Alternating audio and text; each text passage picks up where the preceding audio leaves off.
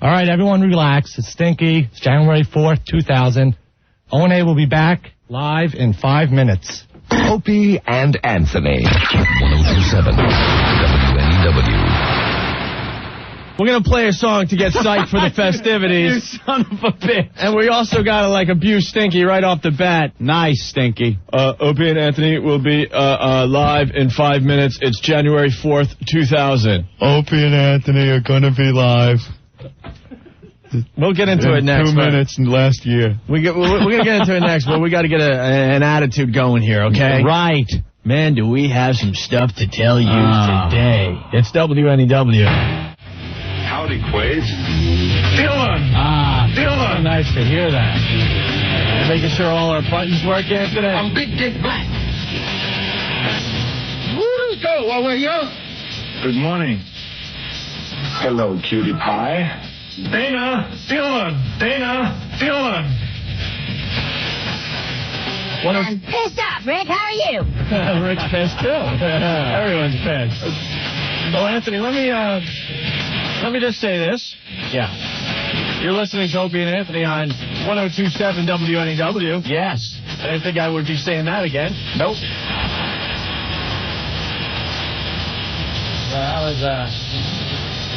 That was close. Whoa, that was close. Duck, Opie.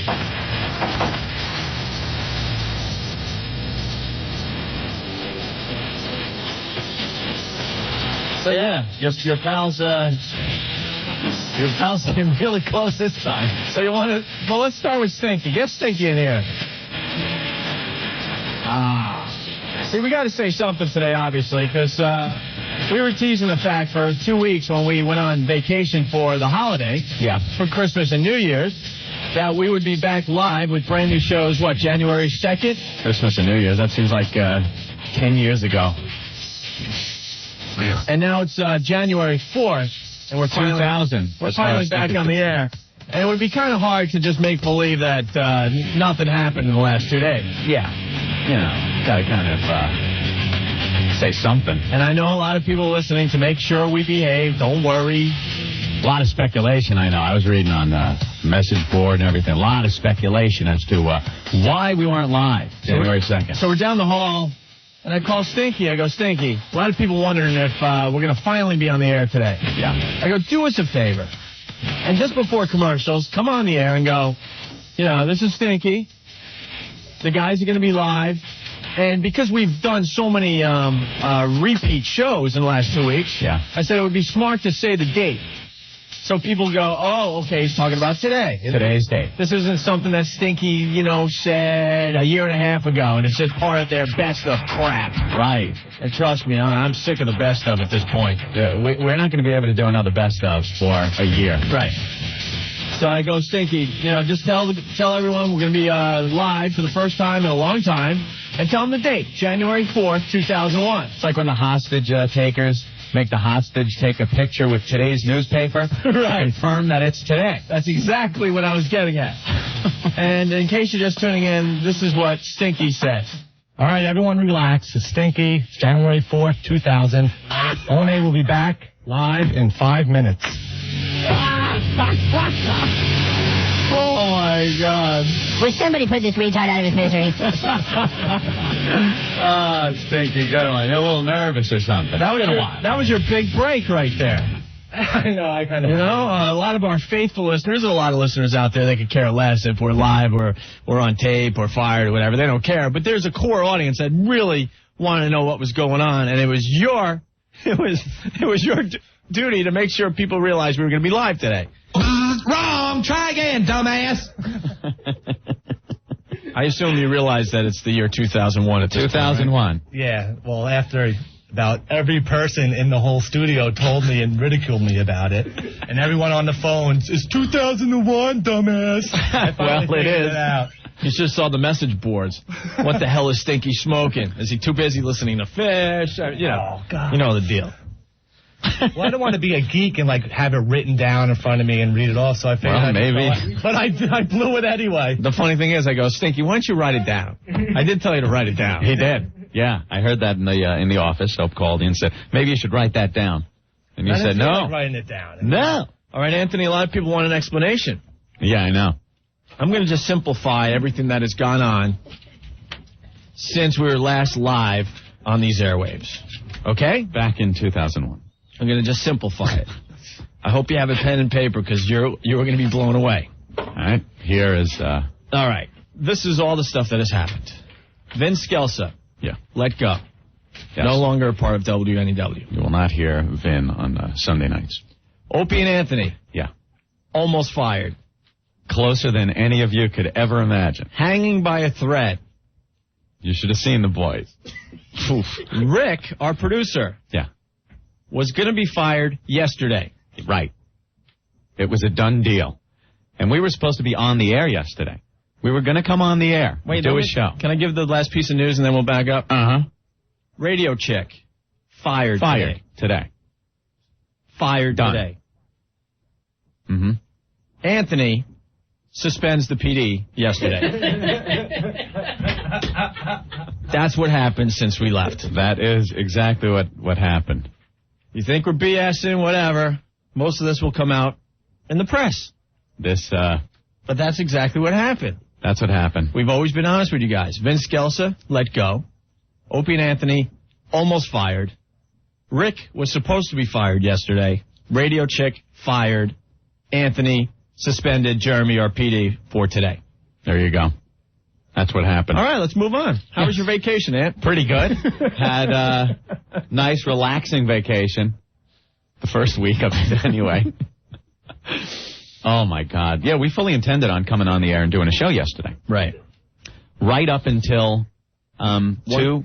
No, 1. Yeah, right. 1:30. 1:30, 1:40. 1:30, 1:40. I knew when Opie slammed the door, grabbed his coat, rattled off some curse words, and just took off out of the studio, out of the offices, down the hallway toward the elevator.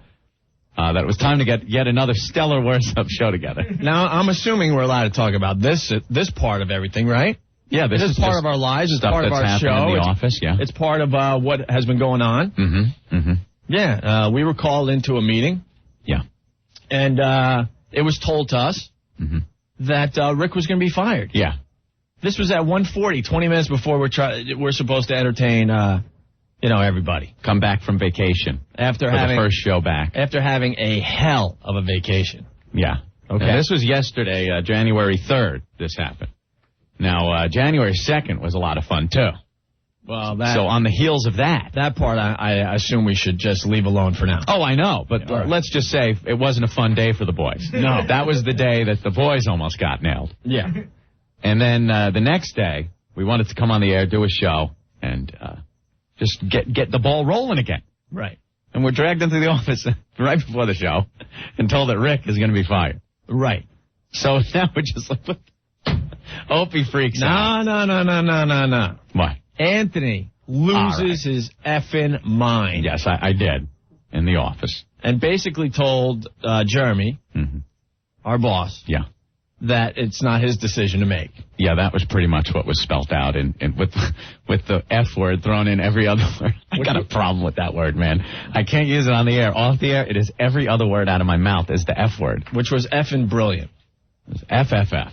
So then he decided to get on his high horse and tell us, do you guys realize how close you guys were to being fired on Monday? Oh, believe us, we knew. So that's when we screamed and said, yeah, we do realize that because we were there. Mm-hmm. And then that's when I got up and I strung together, I don't know, about 10 curses in a row. Yeah. I would love a tape of that because please. I was pretty proud. Please. And there was a closed-door meeting. I said, I will not be going on the air today, and I don't know when I'll be going on the air again. Yeah, I am out of here. And I took the door and literally almost ripped it off its hinges. Yes. And stormed out. Yeah. At this point, I hear that Jeremy freaked out, said, oh, no, what did I do? Well, it was,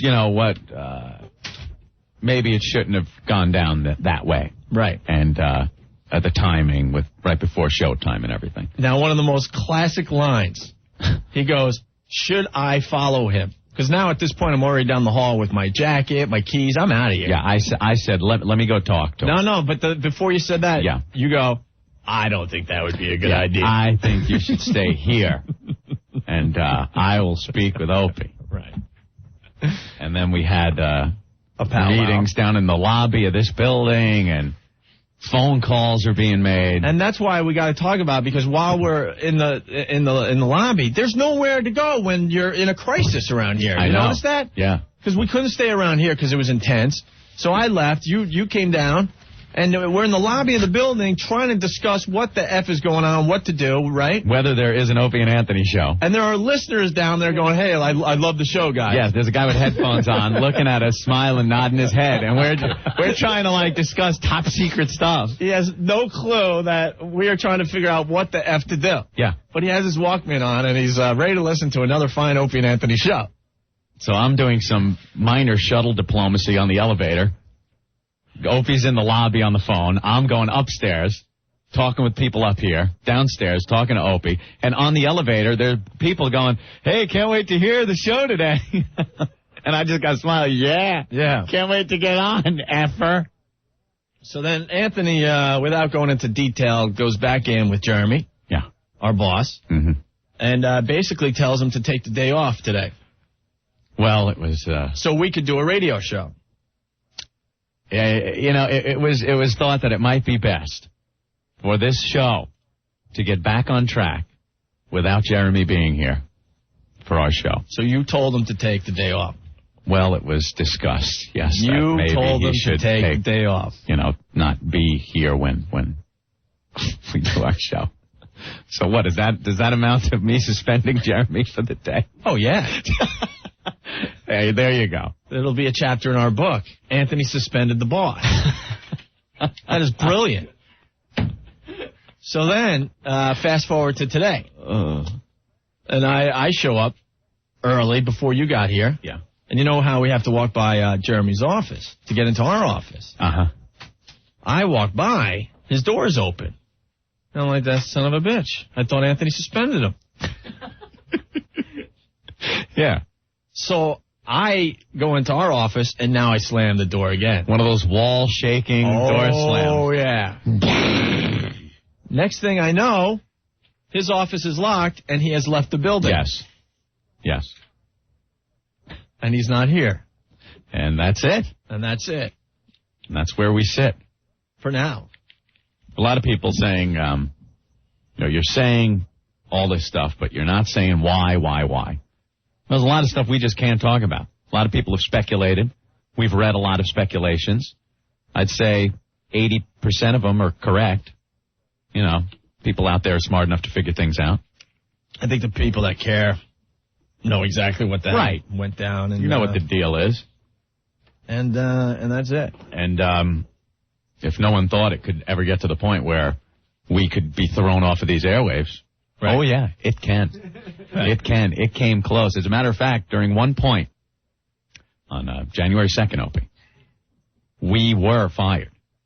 I looked at you. You looked at me. Yeah. And it was that same familiar feeling from Boston. Yep. That it was done. Right. Like, weren't all kinds of things going through your head like, all right, now what? Now we got to start the ball rolling on what you do after you get thrown off. Something happened in there that changed. I can't. No, you can't. We can't talk about it. We can't. The people that know this show have to just understand that we can't talk about it. But if you delve into it, you'll know what we're talking about. That's all. That's all we can say. I'm sure there'll come a day that we'll talk about it, but we can't. Not right now. No. I mean, that was one of those. We've talked about it many times on these very airwaves that one of these days you will turn on the radio and we will not be here. And it was very close to being a couple of days ago. And no one is. And no joke. No, this isn't a bit. This was honestly the closest that we've come without actually being thrown out the door. And there's no guarantee Rick's keeping his job. No, this is still up in the air, too. Right. This is still up in the air. There is no guarantee at this point. Yeah. Oh. No, Rick, with your status, just put down your pen today. Yeah. Put down your pen and paper. The one thing I want to say, do you have that Post article, Ben? Yeah. I mean, we had the worst vacation ever. Ever. We were supposed to get 2 weeks to relax, go skiing. Yeah. Get our heads together for another fine year of broadcasting. And half the time was spent wondering if we were ever coming back. And that is a fact. Right. And I got to thank the New York Post. This came out during vacation. Keep your eye on these up-and-comers in 2001. Yeah, how about that? What a shoot. This was in Monday. Can you believe this? This was Monday, January 1st. When at the time this came out, Opie and I were on the phone with each other every hour going, all right, strategy. Well, this came out Monday, and this should be a really big deal for us and the show and the listeners and stuff, right? Mm-hmm. But as most people were reading this going, wow, look at this. You know, they list 10 people that are up-and-comers for the year 2001. Opie and Anthony make it as talk show hosts in New York City. Just to give you an idea, we're in the same company as a lady named James King. I know it's a guy's name, but it's a girl who's supposed to be the next supermodel, okay? Yeah. Huh? Kid Rock's girlfriend. Kid Rock's girlfriend. Thank you, Ben. Great. Jimmy Fallon from SNL, who's absolutely hilarious. Yep. Derek Jeter of the Yankees. There you go. Venus Williams, the black tennis player. Why can't you just say the good tennis player, Opie? Whatever. Dan Doctoroff, president of New York's Olympic Bid Committee. Some chef. David Boies, who's the lawyer for Al Gore.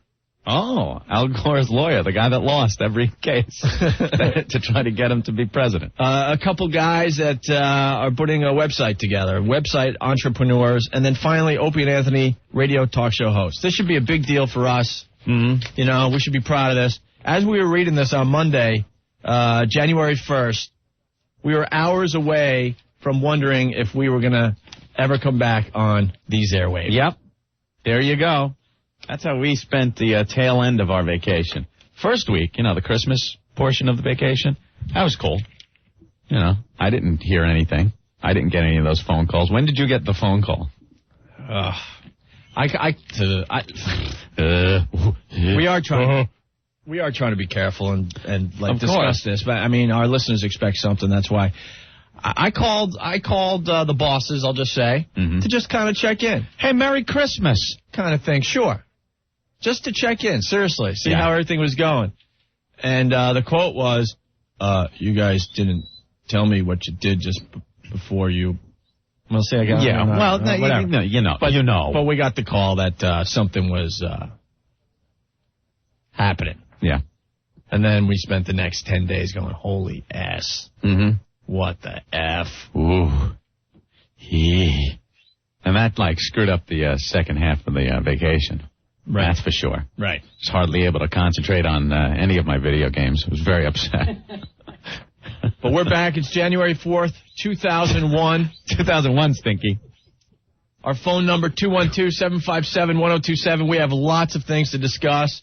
We were on CNN during break, and we have a whole list of stuff we want to talk about. Right. Guys, please help us out and don't hammer us on stuff, because it's really... Yeah. It's really... we're not out of the woods. It's sensitive, as they say. And we're not out of the woods yet, okay? Yeah. But we figured we had to tell you something. But as the wreckage clears, I'll say it again, Vince Scelsa let go. Mm-hmm. Opie and Anthony almost fired. Yeah. This past Tuesday. Mm-hmm. Rick was going to be fired yesterday, our producer. And we don't know where that stands as of yet. And that is the God's honest truth. Mm-hmm. And then they were allowed to, do a show today. Yeah. They should have did the F show. Yeah, the F show. That's when you get on and do the F show. It sounds like the meeting we had with Jeremy. F, F, F, F, F. Oh, and finally, Anthony suspended the program director. Got to have a little comedy in here. That'll go down in history. Anthony suspending our boss. You know what balls that takes, Anthony, after what we've been through? Opie, when you look the firing right in the face like that, and it was that close, it's like when you look at death right in the eyes and you skate it, gives you newfound freedom. It does.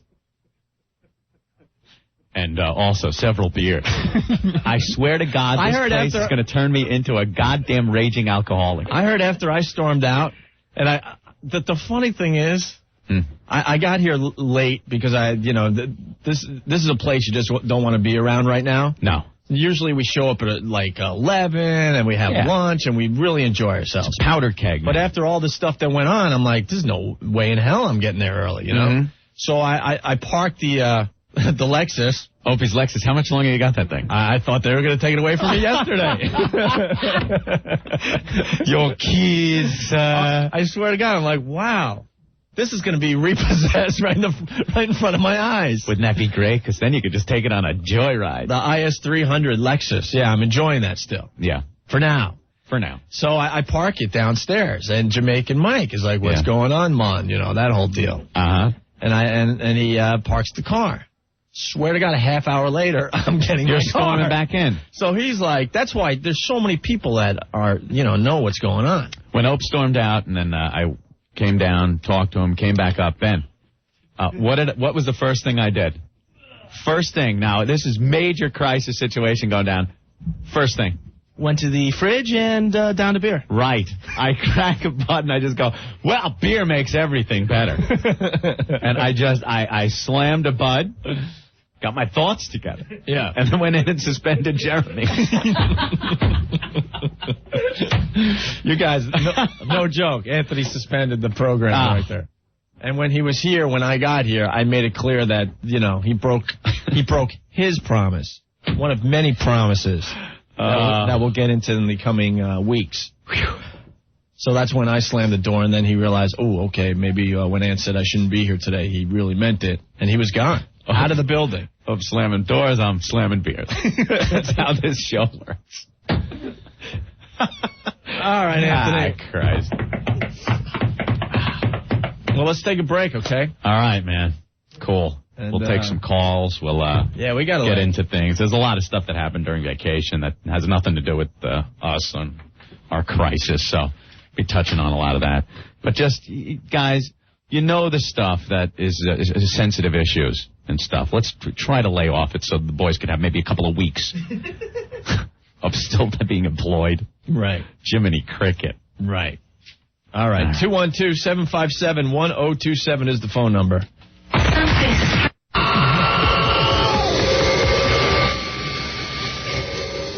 No!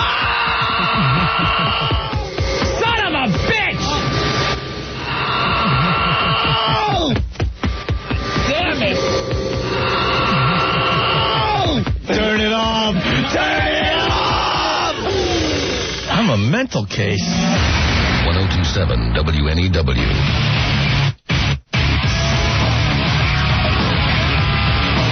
(212-757-1027) is our phone number, Anthony. Yes. We are back live for now on WNEW. A lot of speculation going around, a lot of rumors. We told you exactly what was going on. A lot of stuff happened over the vacation.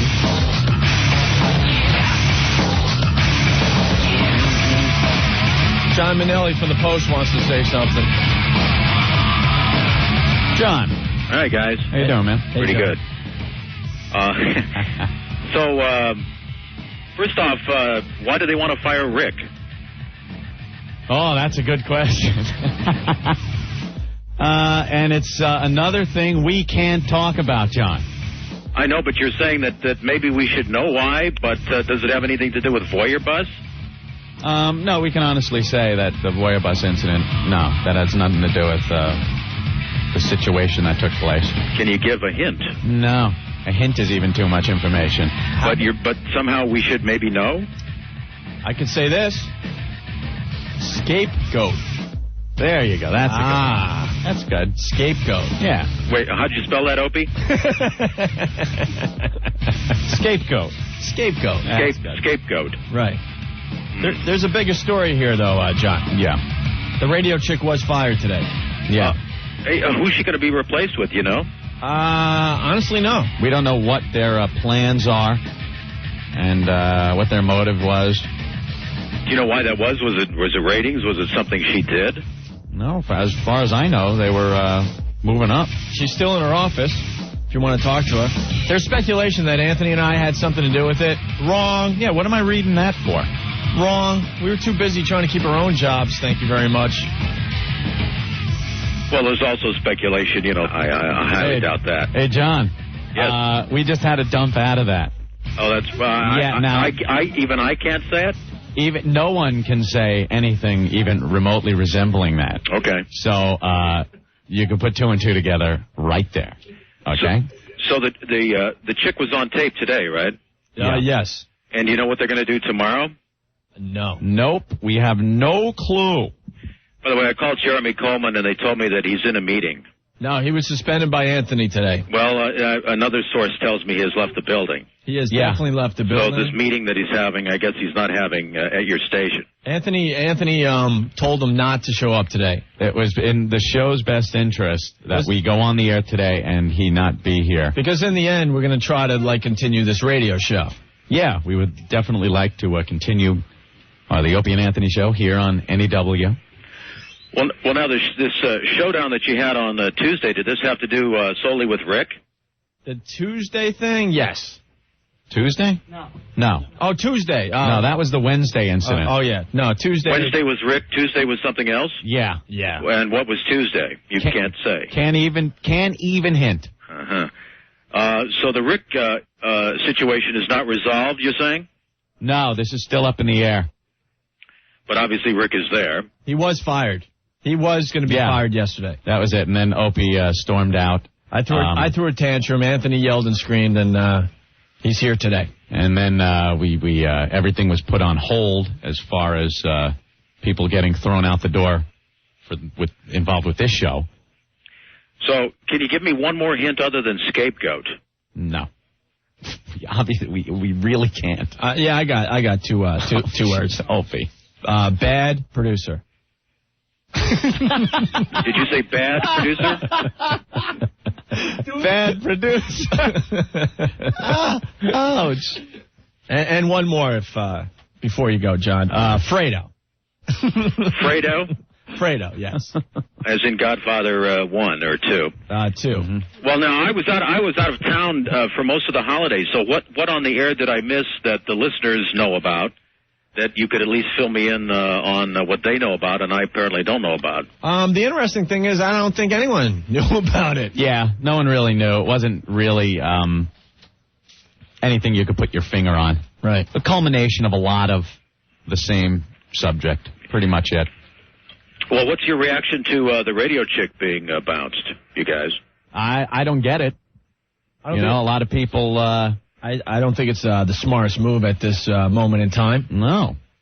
Because no matter who goes in there, they're going to have to start from ground zero.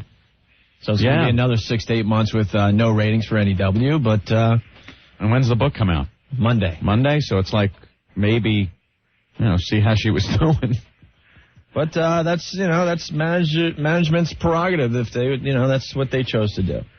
Who would you like to see get that slot? Do you have any idea who you'd like? Let's see. John Manelli. I would be terrible. Believe me, I know. No, he's talking about on air, Anthony.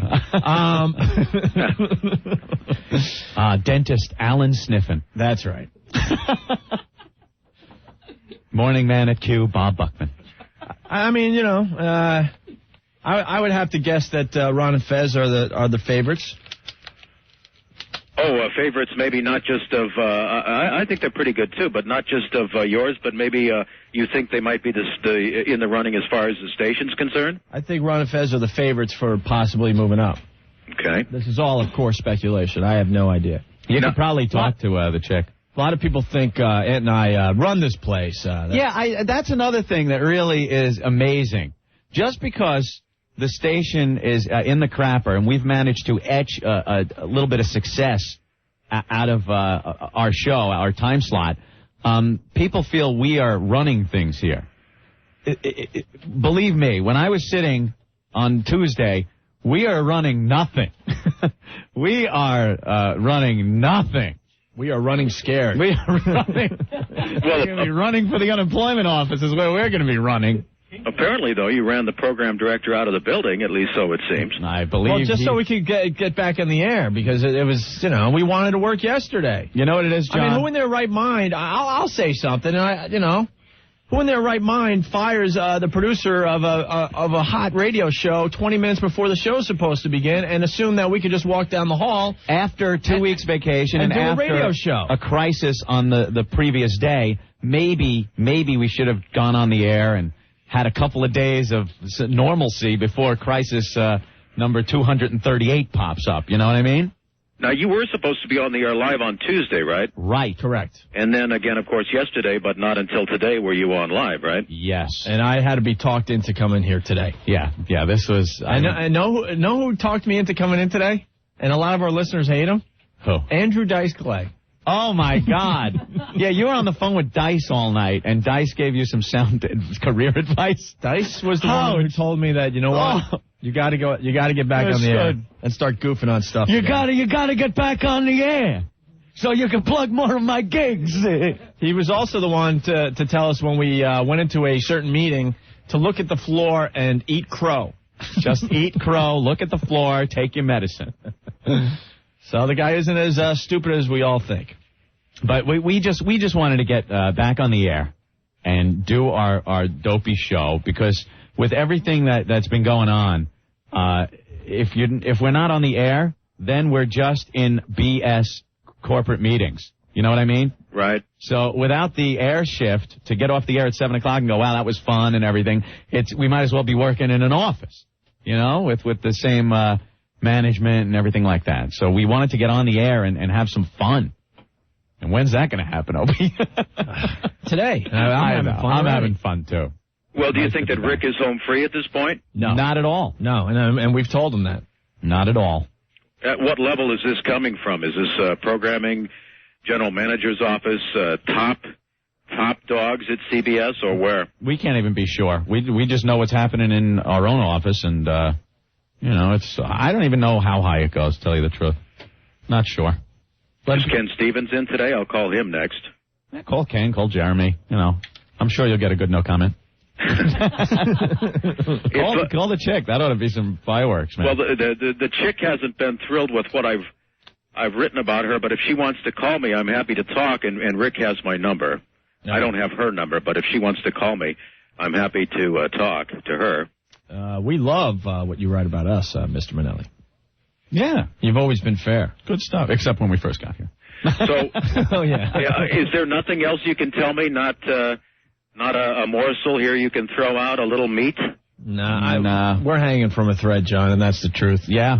We were told the only way we could really talk to anyone in the press is on the air. So here you are. So that's why we're on the air, because we can't return your calls or anything like that off the air.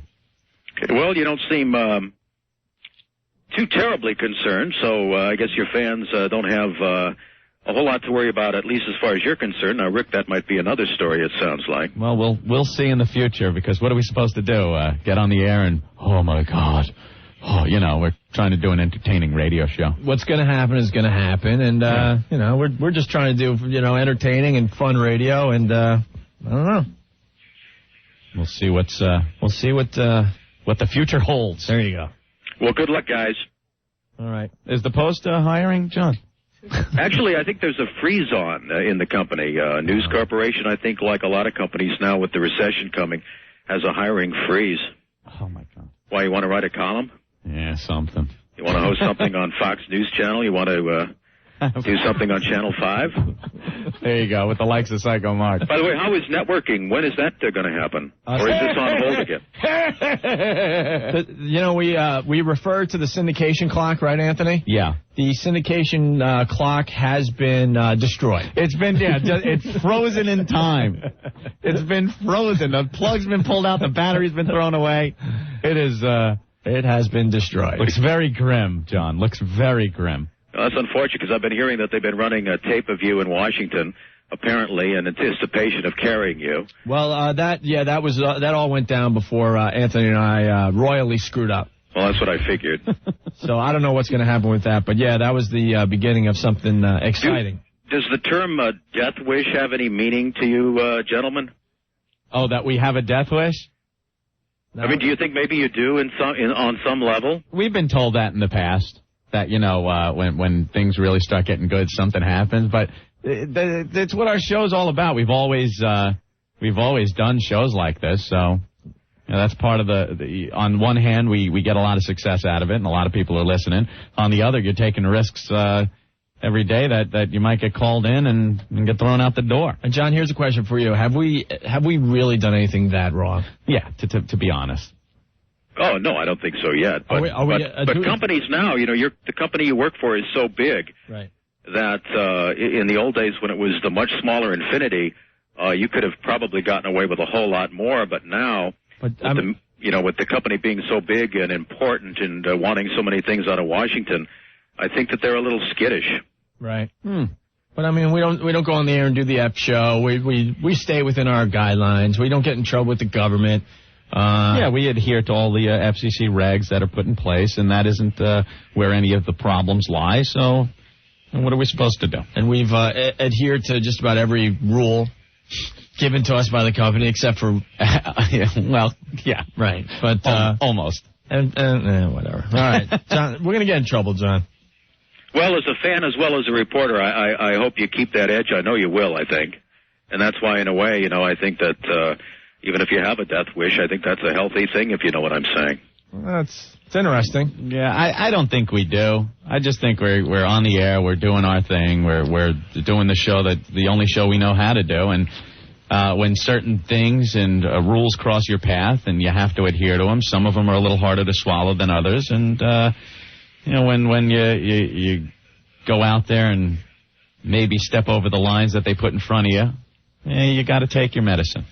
But it's a new time for media. Media, is now so big that that which might have gone under the radar in the past. See, a lot of people should realize that John Manelli, very, very successful program director here in New York. A lot of our listeners don't realize that, John. And the interesting thing with our situation, I think the company wants Ant and I to think like businessmen. Yeah, which is hard to do. Well, which I think is fatal for you to ever do. Right. So, if we had those type of minds, then, we'd be in another profession. Frankly, I think that some of us do. John, I had to dump out of that. See, I didn't even say. It doesn't matter. John, it absolutely doesn't even matter. We're showing responsibility, so we dumped out of that. See? Mm-hmm. And oh, boy. Believe me, yes, it's that volatile. Well, you heard what I said then. Okay. I mean, at least you heard. Point well taken. Okay. Well, gentlemen, I'll be listening. All right. Hi, man. Hey, you want to plug anything, John? No, I wish if I was more of an entrepreneur, I would have things to plug, but you're gonna I'm be very low-key that way. No appearances at any local bodegas or anything like that? No, I might have a scheduled appearance this afternoon to pick up some muffins at my corner bodega. That's good. All right, look for John Manelli. and that is after your show. All right, John. Thanks, guys. Thank you. Take it easy, man. See you later. There he goes. John Manelli from the Post, Anthony. New York Post. I sure hope we didn't say anything that might put us in trouble. A guy that writes the radio column for New York City. Does a very good job. He's always been fair with us. Let me tell you, he actually is more on top of what's going on in New York radio than the Daily News. David Hinckley. Oh, my God. David Hinckley. I don't know what he's going to write about now that Vince Skelce's off the airwaves. Oh, I'm sure he'll write about how New York City needs a standard station. And right. Look at all the options there. Or that some jazz station down on the dial is having some special where they're going to be playing some crap. He doesn't write about what's really happening in radio and the big stories that are happening in radio. This is a very interesting radio market. There are some incredible stories going on. Yeah. And Hinckley has no effing clue. No. None. He'll tell you who's going to be appearing on Vince Skelce's show in the middle of the night. Yeah. All hell is broken loose at WNEW, and he's talking about, the fact that Vince Skelce played Under the Rainbow as his last song. From a music box that his producer gave him for Christmas. Bling, ding, bling, bling, bling, ding, bling, bling, bling, ding.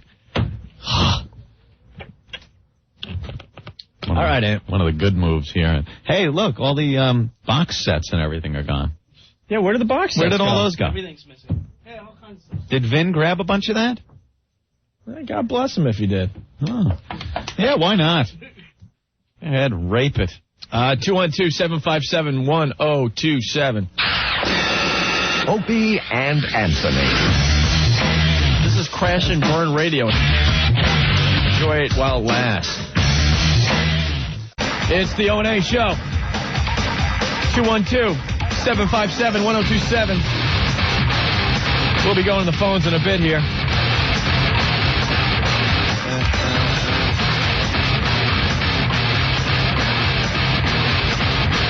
Yeah, we haven't even taken a call except for John. Hey, there's a lady outside the studio that wants to meet Psycho Mark. Oh, yeah? How many times did you hear that one in the last effing month? Right when you said that, I'm like, wow, that sounds familiar. But we know how Psycho Mark treats the female listeners, so we're going to tie him up in a chair and... Oh, don't even joke like it's the worst. God. Stop. I'll tell you what I liked about the best of the last 3 weeks, 2.5 weeks. Nothing? No. What? The Spaz stuff. I got to say it. Yeah, that was kind We of obviously funny. have had a falling out with Spaz, but to hear the Spaz St. Regis story again and the peeing off the roof is funny. Holy S. There you go. Hilarious. Yeah, you can send in instant feedback. I've never seen more instant feedback in my life, by the way. A lot of people checking in. They all got their opinions, much like a-holes. We're trying to print up as many as possible. Most of the stuff we have to ignore. And I don't know what else to say. Brendan from New Jersey. Hey, Opie, first the Mets, now the Jets. Do us all a favor. Don't follow any more New York sports teams. Yeesh. Oh, yeah. That happened while we were gone, too, right? Vinny. The Jets collapse, and then Al Groh running for the hills, and I don't blame him. Vinny ruled. Vinny. That was great. Another turnover.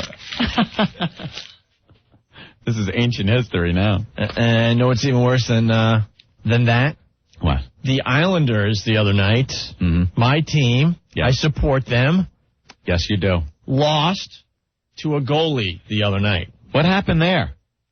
Officially, a goalie had more goals than the entire team. I've seen this happen. It usually happens with an open net or something. It was an open netter, Yeah. Anthony, but still, the Islanders were shut out by the Canadians 3-0, and the goalie for the Canadians scored a goal. The entire Islander team cannot get the puck in the net, Yeah. but the goalie was able to score. Down the ice. What, did they pan the puck slowly going right toward the net? I love that move. It was A little painful for your Islanders. It was just a symbol for the whole damn season right there. Well, Opie, a young rebuilding team. Yeah. What they're doing. There you go. Sure. There you go. All right, so should we go to the phones? Yeah, let's take some of the first callers of the year 2001. Because we still got to talk about New Year's Eve with Muhammad Ali. Oh, We really want to do real stuff today on our show. Please, guys. Yeah. We'll be discussing all the craziness that is happening around us off and on throughout the day, but we want to get some stuff on the air as well, okay? Yeah, Mayor Giuliani and Muhammad Ali. All right, well, we could get into it really fast. We obviously had that blizzard, the snowstorm. Oh, the news. Where all the news stations. stations insisted on doing 12 straight hours of coverage because we've never seen a snowstorm before, and none of us idiots know what to do when it does snow that long for that. Yeah, It was like a foot of snow, I guess, right? right, At the most. right. And the news stations, no matter what time you turned on the TV, on 2, 4, and 7, there where they were, all like freaking out about the snow, having all reporters at every location around the city. The only time a local news station should do 12 straight hours of coverage is if a nuclear blast hit downtown Manhattan. Exactly. Because then you don't know what the F is going on. Yeah, what are we going to do? Where's the radiation? Where are my shelters? How can I get food and water? Right. You know, some snow? Right. I think we've been through it before. Right. It's no big deal. The snow's going to melt, and we're going to go about our lives. You see Giuliani melting all the snow? You see those... He's like the friggin' scientist from cartoons. He's like Simon Bar Sinister. With my snow-melting machines, I'll clear out Times Square. You won't get me. There'll be no snowball fights. They got rid of every bit of snow in Times Square before the big ball drop. Because they didn't want 750,000 people having a snowball fight. After having a few wobbly pops. A la a Giant Stadium that time. Remember that? That was fun. Right. And so they didn't want that happening. So he actually devised... Think of this. He devised a way to just melt all the snow in Times Square. We have snow-melting machines. That's something that's like, it boggles the mind. And everyone, I know you guys out there, you're seeing it on TV going, wow, they put all the snow in the back of the dump truck and it melts and they throw it right into the sewer. That is absolutely amazing. Isn't it? The average person was thinking that. Yeah. I'm thinking to myself, how much money do those machines cost that we haven't even used for the last 4 years? Mm-hmm. Why don't they use these things? Because it doesn't snow usually. They're just standing by waiting for snow. How about the big piles of snow that are taking up good parking? How about the big piles that are interrupting with intersections? Why doesn't he drive those trucks around, dump some of the snow in the back, and start melting some of the snow around the city instead of just in Times Square for the dopey tourists waving their big red wiener balloons? Yeah, none of the local stations, they had a story there. They didn't report on what was really going on, that the mayor cares more about tourism and the tourists than people that live and work in this city. Some streets were just impassable by cars. And some, it snowed almost a week ago, and it's still a nightmare. It's great, though, having an SUV. I swear to God. Ample parking on any snowdrift. Poor cars. How's the, I better not say it, they're still sponsors. Everyone knows, What? Cars are kind of rough in the snow. Right. So you've been having kind of a rough time? Well, with the other car that you have. Oh, two-car family, right? No, the Cabrio is nice in the snow. Oh, it is? Yeah. No, it's supposed to suck, Opie. The truck is so good, though. Yeah. Oh, you just plow over that snow. But it shouldn't have to be that way, weeks after it snows. Right. Get that snow melting thing out there. Right. With my snow melting machine, I rule the world. There wasn't enough snow in Times Square to make one lousy snowball. Nope. No, melted. But like downtown where like Ben lives, Ben says, dude, the sidewalks are still covered with snow. Yeah. Very hard downtown. The fags can't even walk around with their asses hanging out. It's a shame with their little hot pants. How am I supposed to advertise my butt in this weather with all this snow around? And I can't even kneel in front of the glory hole without getting frostbite of the knees. And I know it was a nice gesture to have Muhammad Ali welcome the new millennium. The official new millennium. Maybe you should with Mayor Giuliani. Relax. Sit somewhere out of the public eye. Let them remember you as the champ. Did Muhammad Ali even know where he was? He had no clue where he was. He was there to, push the switch to make the ball drop? Yeah, push the switch. He did nothing. He stood there. Giuliani is right next to him. They're doing the countdown. 5, 4, and the ball's falling slowly. Giuliani had to, poke him and point at the ball, because Ali's looking at the moon. It ain't moving. I'm bobbing and weaving. He wasn't even looking at it. It's this big, sparkly, lit-up, laser shooting out of it thing, and he's like, where the ball? Decon foghorn. I remember where that was. Yeah. He's overlooking at the Chrysler building. Where's the ball? I can't find it. It's sad. And the mayor's just pointing. And the mayor's pointing, Muhammad, look. Look over here. Stop that. Oh. But even worse was MTV's coverage. First of all, I was watching New Year's Rockin' Eve with Dick Clark. That thing stopped rocking in 75. I think the last time it rocked on New Year's Rockin' Eve, Black Oak, Arkansas was playing.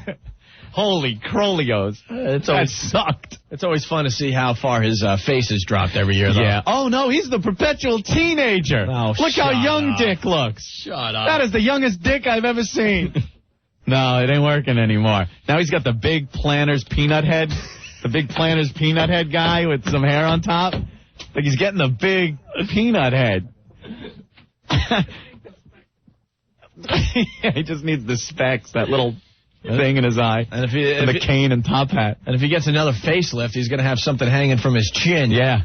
Dick Clark. Will be having right hanging from his chin. New Year's Rockin' even. Who was some of the musical guests that he had? He had Third Eye Blind. And He had, or was that the Billboard one, too? Yeah, because they had so many different New Year's Eve bashes going on. yeah, New Year's Rockin' Eve. 2 words for MTV's coverage, Anthony, which they have decided to show over and over again. Yeah, it's over. No, they're showing it like around the clock. It sucked so bad. 2 words for MTV. Mic check. Yeah. Well, I'm kind of leery as to whether Marilyn Manson's performance was live. I really don't think so. When he was doing Surrender? Yeah, or he was doing Beautiful People also earlier in the broadcast. No, he did. Did he? Yeah, Disposable Teens. I couldn't even watch. But he you could barely hear his vocals, and it didn't look like they had enough crap up there to actually play the songs. So I think he was playing the tracks or something and trying to sing over it. Just wasn't washing. Well, whatever. I mean, artist after artist after artist, the mic was so low in the mix. It's like... Thank God Carson was there to pull it all together. Man. Oof. And the only one worse than Carson is that tool that used to be on the other station. Oh, Altered Boy. What's his name now? Brian McFadden. Brian McFadden. Oh, is that painful. Oh, is he a stiff? See, a lot of people think Carson is God and the new Dick Clark and stuff. The new Dick Clark. No, they're saying that. He's like the new hip Dick Clark type of guy. All right. Man, all you have to do is watch one of those New Year's Eve things and realize if this kid doesn't have a teleprompter, he's nothing. Well, that's what he does. He's reading, and then when he runs out of stuff to say, he just throws it to someone else. There were times where they would go to Carson, and he'd just go, all right, let's throw it to this guy. They all looked trashed. All right. Some really poor coverage. Thank God for marathons. All right, let's go to Tom. Tom, you're next on WNEW. Hello. Hey, buddy. Yeah, that ice machine? Yeah. It cost $183,000, according to Newsday. And the last few years, JFK Airport's been using it. Oh, really? Oh, yeah, see, they must use that right. Okay. They have it on loan over there. It heats the snow up to 150 degrees, then melts it down to 50 degrees so they can dump it in the sewer. So what they do, it's used for runways, so the planes can take off. You know how much money that is? Oh. All right. Great. That's the story. Thank you, Tom.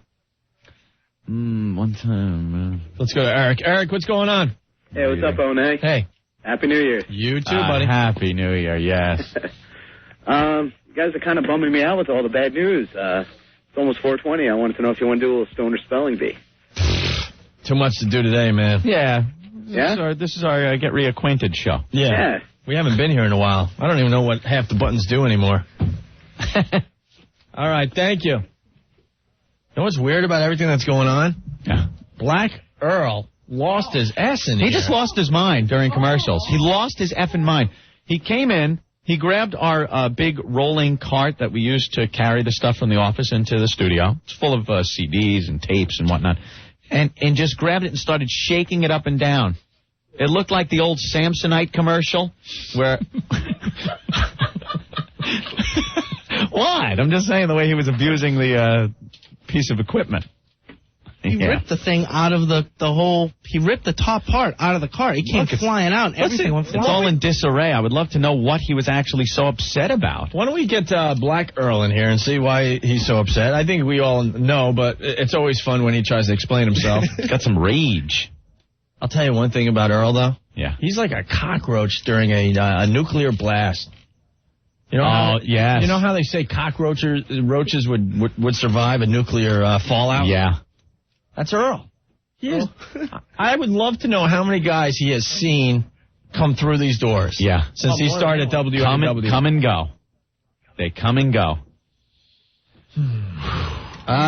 Jason, what's going on? Here Hey, comes what's up, Earl. guys? Hey, Jason. I said the only good thing about the Dick Clark's Rockin' Eve thing was all the "We like Dick" and "I want Dick" signs all up there. We want Dick? That's all you would see is "We like Dick" and "We want Dick." All right, Jason. Thank Take you. it easy. Bye.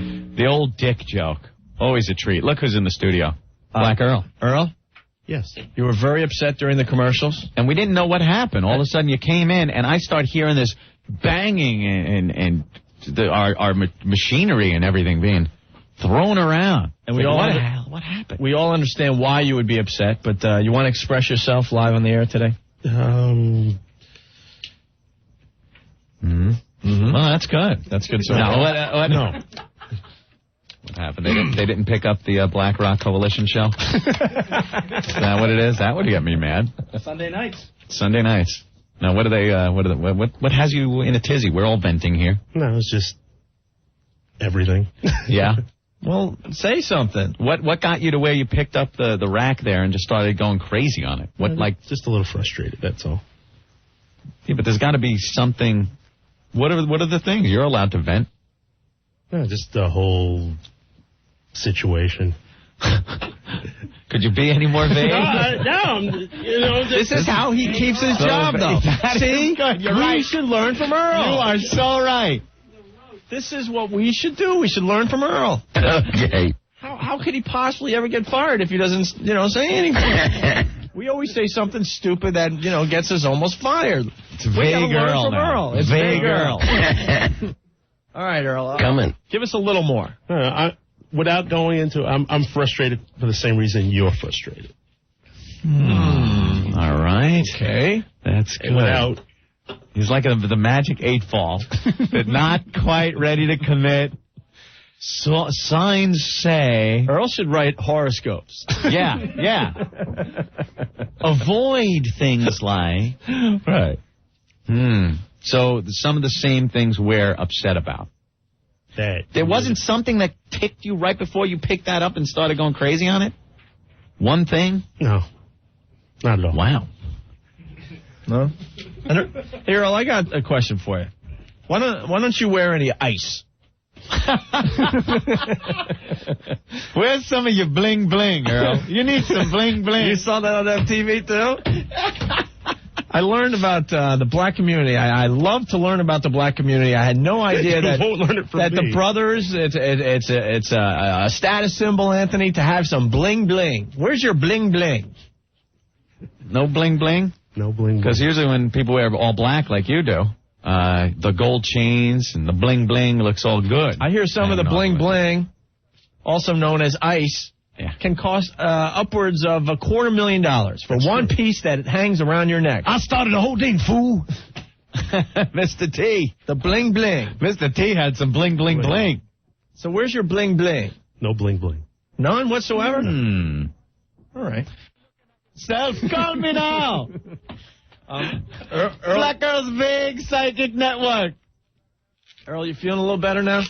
Yeah. Would you like a turn at Sally the effing slut masturbator? I'll pass. You sure? There we go. Oh, we need someone to try out Sally the effing slut masturbator. Earl, would you like to give it a try? No. It says F this bitch hard.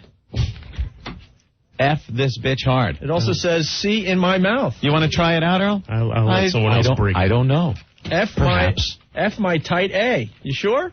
Am I the new vague guy? Not a You're vague. ice cream guy. It even has instructions. Ram your big C here. Well, perhaps I might think about giving it somewhat of a try. So, Earl, you're just bummed out about what's going on today. Yes. There you go. That was very good. You'll be bummed out. Call me now. What you need? Back in his little cubicle, he's got the incense burning and the smoke. Call Vega's psychic hotline. Happy New Year, guys. You ought to be keeping your eyes to yourself. Call me now. Man. All right, well, we got absolutely no information out of Earl why he's pissed. He was pissed enough to pick that up and throw it around, yet he really can't convey to us what is pissing him off. But, Ant, we should learn from him. Man, when we're in that big meeting, if we acted like him, I think we'd be styling right now. Probably be VP or something. Earl's going to work his way right up the corporate ladder. We'll call him Black Rock Earl. So the big CBS corporate building. All right, Earl. It's good to see your face. Your man ain't no good. Girl, you got to get away from him. Earl, are you... I'm looking. I see the teacup card. He's in prison, is he? Call me now. I hate that bitch. Earl, are you eyeing any of the open offices? No. Okay. A lot of open offices today.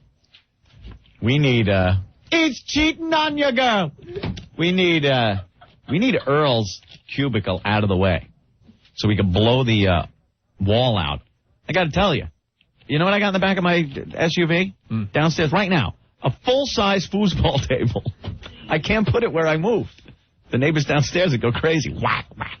But I want to set it up in our office or something, but now we need a bigger office. Set it up? I've been taking stuff out of our office. Yeah, I know. Believe me. Dude, why do you think it's still in the back of my truck and not brought upstairs? I'm driving around every time I step on the brake, 10 foosballs go clunk into the front of the thing. I take off, I go clunk into the back. I want to bring it up, but I'm not sure I'll be loading it back in the freight elevator in a couple of days. Look at my drawers. There is nothing in my drawers. I'm seeing problems with your show. Call me now. Earl, you don't have to worry, man. You will be here when radio is something that people receive directly in their head as they walk. The new tuner. They'll just be right and placed in a chip in your head, and Earl will be here. Earl will be old. Yeah. Let me tell you about the old days. Right. I gotta tell you, they call me Black Earl. I remember when the girl shot something out of a private area. That's right. Your hair will start going white. I gotta drive the big flying NEW bus, because we got flying cars now. Let me tell you about the old days when we didn't have them flying cars. Two big tufts of gray, white hair on the side of his head. Big tuft on his chin. Let me tell you about the old days. I used to drive the NEW when we drove on the street. Now they got the flying cars, and I'm still hitting crap. Hey, Earl, when Aunt and I are long gone, will you be telling stories about us? I'm telling stories about you guys now. I remember year was, 1990. Let me tell you, back in 1900. Shut up, boy, I'm talking. I still can't understand why I was so mad. It was something to do with somewhat of a situation I can't really talk about. That's why I'm still here. Flying cars, and I'm still late to sticker stop. Can't find it from 20,000 feet in the air with radar and all kinds of S. Nice to have you back, guys. Well, call me Black Earl, but I'm getting a little ashy. Earl, I almost got you a Christmas present. Almost say, jeez. So you can hang the pictures better. Is anyone else see the new gadget on TV? Oh, is that the suction cup device? No, the thing where you don't even have to hold the nail anymore. What?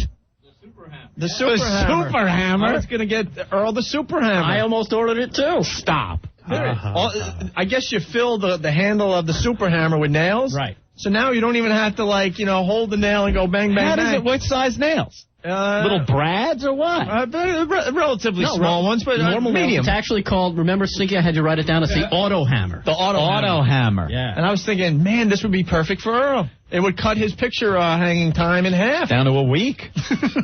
Let me tell you, I was hanging pictures back in old days before we had the super hammer. Someone's going to tell us that bling bling and ice are two different things. Bling bling's like gold, right? And ice is diamonds. Yeah. Bling bling. What you want on this wall? Larry, what's up? Back in the days when we had walls, now it's like a force field. All right. Stuff just stick to it. Larry. Yeah. Let's It go. still take me a week. I'm doing good. Yeah. Yeah, I want to tell you about the gold. The bling bling is the gold. Yeah. And inside the gold is the diamonds, which is the ice. Ah. So That's the deal with that. So if you're a true brother, you need the bling bling and the ice. Correct. All right. Very good. Thank you. Okay, you guys have a great day. All right, man. Be cool. Bye. I'm still trying to get the Black Rock Coalition show on here at WNEW. Where are the white women at? Andrew. How you doing? All right. Hey, I figured Earl would be happy since he's the only black guy at the station again. Waddle doodle. Waddle doodle. Well, Jesus Christ. That probably gave you a little job security, right? Are you kidding me? No. Job security around here. What the hell is that about? Except for Earl. That's right. Someone is on the line. They said they got the auto hammer and it sucks. All those things suck. Oh, man. This has got to be the biggest rip-off. Nobody buy this crap. What happened with your auto hammer? The goddamn nails, they don't come out. It never sticks to the freaking tip of the hammer. I got so frustrated, I flung the damn thing, and I broke one of the glass doors on my china closet. They suck, man. Don't you hate when you're pissed and you throw something and ruin something that you really care about? Yeah, and it was the beveled glass. Sort of one, 2-foot piece of glass cost me like $350. Hey, what about that other gadget, that mouse sander thing? That's another piece of crap. What is it called, though? It's like a miniature sander? Oh, I don't know. I don't know what that's called. Yeah, all right. How about those little shelves that just you put in the corner and press the little thing on the bottom and it stays in the corner? No, how about those ratchet things where you're supposed to remove the strip nuts and all that crap? Yeah, none of those work. Or the suction cup hooks. These are hooks that you hang coats on or pictures or anything. Yeah. And you put it against the wall and you snap the little hook down and it suction cups to the wall probably for 35 seconds. Yeah, everything to make life easier. Meanwhile, it causes more aggravation than anything. Yeah. It's like the handy housewife helper. The Cramdens. Can it Corey apple? Oh, certainly it can Corey apple. Chef of the future! Oh, chef of the future! All right, thank you, Tom. You know what I did with a hammer once? Quickly, I was putting up a ceiling fan, and when you put up ceiling fans, it's got to be attached to a beam up in the ceiling. It can't just be a light fixture hanging by the sheetrock because they're heavy. So if there's no beam there, you have to put in these metal brackets to span 2 beams up in your ceiling. The only way to get to it is through the little hole that you're going to hook your electrical stuff up to. Okay. So to install this, they give you this metal bar. It's like this little metal bar. And you're supposed to put that up in the hole with your hammer, hit the metal bar to drive this metal device into the beams on either side. I'm trying to hit this thing. Now, I was right over our living room table, which is a glass top table. I go, this is stupid. I said to myself, this is stupid. So I drag the table all the way over to the other side of the room so it's not directly under where I'm working. I'm hitting this metal thing to try to drive the bracket into the stud. I hit it. It flies out of my hand. Opie, where does it land? In the middle of the glass table. Yes. Wile E. Coyote style. It flew out of my hand, went 10 feet across the room, and smashed the glass table. I'm standing on the ladder just going, you ever get so pissed that you're laughing? I can't believe it. But that's why I moved it. But why did you do that? Because that's why I moved it. I was so pissed. All right. We got to take a break, right, Ant? Yeah. 212-757-1027. Real fast, Mike, what's going on? Hey, I can hardly hear you guys. What's up? You're on the air. All right, man. Welcome back. Happy New Year. You too. And, Opie, it's a good thing you stick up for Rick, man. That's a good thing. Well, I'm not stupid. I want to get laid again. All right, well, listen. Man. Wow. Ring that bell. Hey, if Rick goes, you're going to have a lot of black girls on your hand, I'll tell you that. All right. Thank you. All right, you guys have a good New Year, man. All right, bye. See you later. Told you we don't have sex. No, I think people understand where that's coming from, hopefully. After Anthony hit the bar, he hit the bar. Yes, that's true. I packed up and popped a beer. It broke my table. Where's my beer? All right. We want to discuss other things that happened since we've been gone, Anthony. Sure, a lot of stuff. We got audio from the CNN story. That was pretty huge. Yeah, the CNN crew that was on the Voyeur bus. We had to say goodbye to a fidget. The most famous fidget of them all. Billy Barty. Hey. TV marathons. Yeah, that's how I spent my entire vacation, watching those TV marathons. Star Trek, Twilight Zone. Honeymooners. Can it Corey apple? That must be for spearfishing. Do the line, clear the table, then clear the field. Some men are going to do some drinking. You got pitch pipe? I got pitch pipe. Hey, Ralph, you mind if I smoke? No, I don't care if you burn. All of the great ones. All right, we'll be back. Well, there's radio, there's edgy, there's psychotic, and then there's O&A. 1027 WNEW. 212-757-1027 is our phone number. Before we move on to other things today, Anthony, Sue's on the line. She's a sister, an African princess. Yes, I am. And you want to help us out with the bling bling and the ice? Ah, baby. How you doing? Yo. Yeah. Bling bling it just means how the diamonds reflect. It's like a bling. Like if you have a diamond bracelet on it, like, you feel me? It glitters. Rappers don't wear gold anymore. We wear platinum and ice. Platinum and diamonds. No That's gold. It. No gold. No Platinum. Platinum. I'm going platinum. Yeah. All right, so bling then is just a... It, like when they're on stage, the lights are right, on. It so glimmers. Bling, exactly. Bling, bling. Where the hell they get that? All right. Happy it's like New Year. y'all have your own language, you black people. So y'all don't understand us. Yeah, I know. I like bling bling. I'm going to use that all the time now. True. Oh, okay, Ope. Yeah, that'll look good coming out of you. It's nothing worse than white people trying to use the black guy's lingo. It really looks stupid. Hey, Sue, you ever hear the story of me using the word cheddar? Yeah. And he says it like that. Cheddar. There's a black guy in the garage downstairs. Well, you got to explain that. There's no R. Cheddar. Yeah, of course. We got to explain that one of the brothers called up and, he was teaching us stuff one day, and we learned that cheddar means what? Money? Yeah. All right.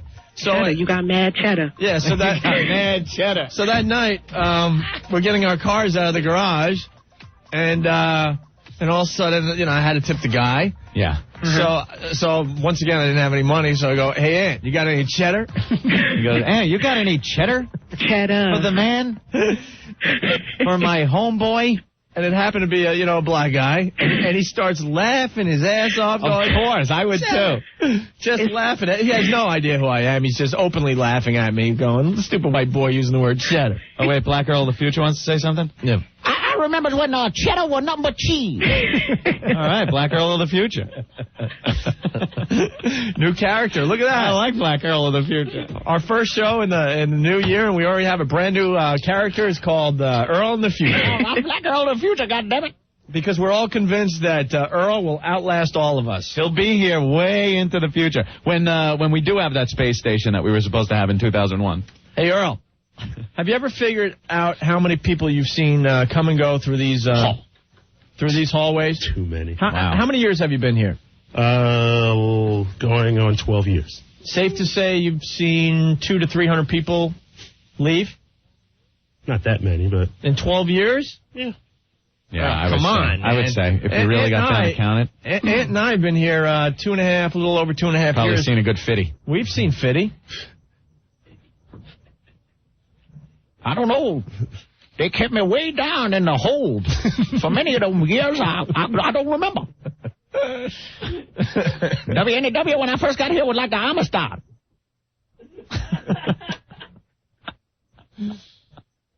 Just lined up in the basement, head to foot, foot to head. Hey, Kathy, what's going on?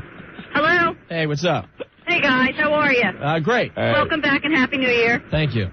Listen, you guys are talking about the honeymooners. The funniest one has got to be when Alice is describing her kitchen, the places in Disneyland.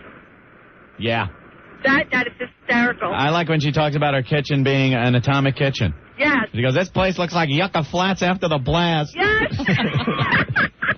That was great. That was definitely killer. One of my faves is when the guys are doing the drinking. Yeah, the drinking one's great with the grape yes, juice. the drinking one was really good. And did you see the one, they had it on New Year's Eve. They had the one where Alice has to go to the roller skating rink. Oh, yeah. And Ralph got dressed up in that get-up, and he's doing that dance in the kitchen. Yeah, he was doing the Hucklebuck. Yeah. Because Alice wanted them to act younger. What is that all about? Because Alice wanted him to act a little younger. No, the Hucklebuck or whatever. I don't know, some wacky 50s song. I don't know. Now you know somebody's going to go looking for that record. Well, I think that episode's been on a couple of times prior. There, Kathy. All right, Kathy, thank you. Thanks, you guys suck. Remember that, Aunt? Hey, Matt, what's going on? Matt. Hey. Matt. Matt? We lost Matt. Oh. All right. There we go. What can we say about the radio chick? Because now we're getting other info. What? Well, we should tell the people if we have something. Anyone? Yeah. We told everyone that the radio chick got fired today. That's a fact. Right? Right. We thought she wasn't coming back. Because usually, Aunt and I have been through this a few times. When you get fired, you're not allowed to even hang out. No, it's not nice. It's not a nice thing. When you get fired, you're out the building, and that's it. Sometimes they get security in to make sure you don't have stuff up.